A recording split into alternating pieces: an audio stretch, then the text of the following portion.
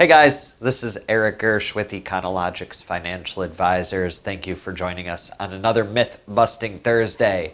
So today's myth is that I can't do well in 2020. It's been a tough year, stuff out of your control, your business closed, by no doing of your own. How am I supposed to make up for this? Well, pretty simple. Number one, get caught up on all of the work that you missed, all of those patients, get them in. Plus, all your regular work. Sure, you may need to extend hours, you may need to work a Saturday every now and then, but there's no reason you can't make up for the revenue that you lost during those 4, 6, 7 weeks that you were closed.